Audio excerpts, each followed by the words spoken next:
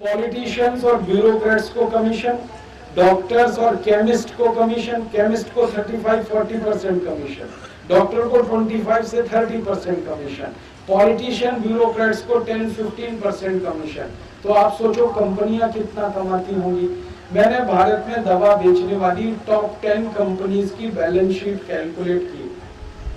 Pfizer, Ranbaxy, Cadila, Cipla, GlaxoSmithKline, Torrent, उसके बाद Procter and Gamble, Reckitt and Colman, Johnson and Johnson, ऐसी top 10 companies की balance sheet 10 साल से मैं अभ्यास कर रहा हूं।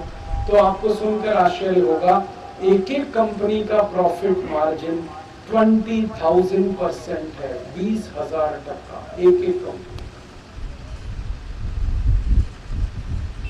और सरकार ने हर कंपनी को लूट की खुली छूट दे रखी है।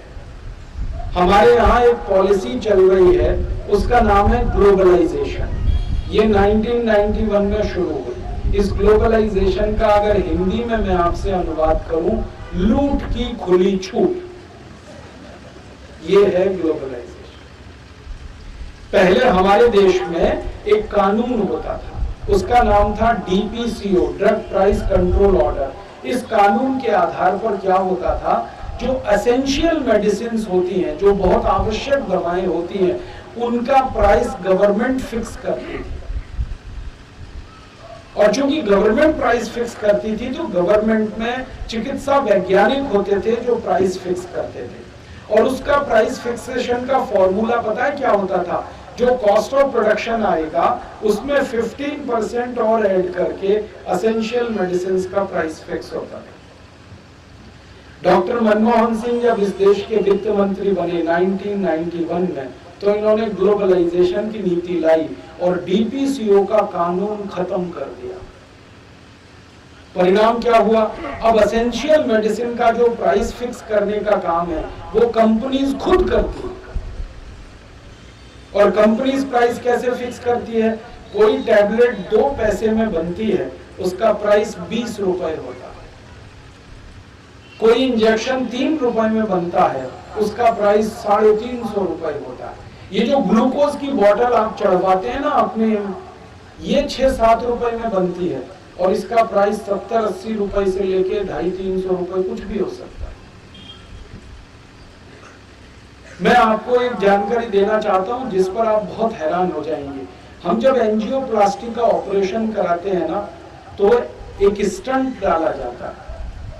वो स्प्रिंग जैसा एक इंस्ट्रूमेंट है, जैसे बॉल पेन में स्प्रिंग होता है ना, एग्जैक्टली वैसा ही होता है स्टंट। उस स्टंट का 1991 में इस देश में गवर्नमेंट ने जब पहली बार प्राइस फिक्स किया था तो 10 रुपए था।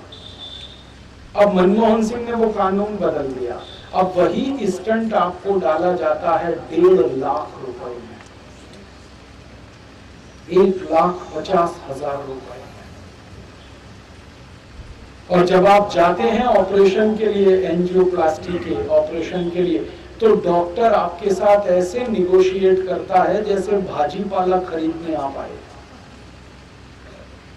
मैंने देखा दिल्ली में, बेंगलोर में, चेन्नई में, हैदराबाद, सिकंदराबाद, बड़े बड़े शहरों के जो हॉस्पिटल्स है ना, बेंगलोर के तो 20 हॉस्पिटल के नाम मैं आपको गिना सकता हूँ, जहां आप जाइए पेशेंट को लेके और एंजियोप्लास्टी कराना हो, डॉक्टर कहेगा 1.5 लाख रुपए लगेगा, 2 लाख रुपए लगेगा।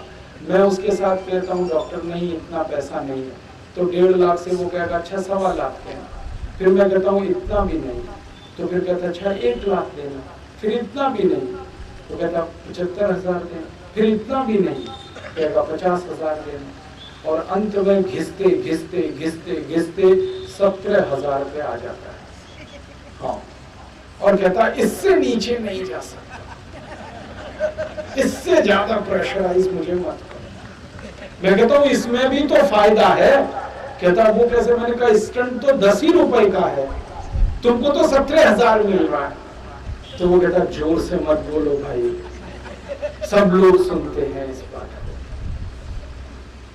जैसे हम भाजी खरीदते हैं ना, 10 रुपए किलो बटाटा है, आपको नहीं लेंगे तो कहेगा 8 रुपए किलो ले लो, 7 रुपए किलो ले लो।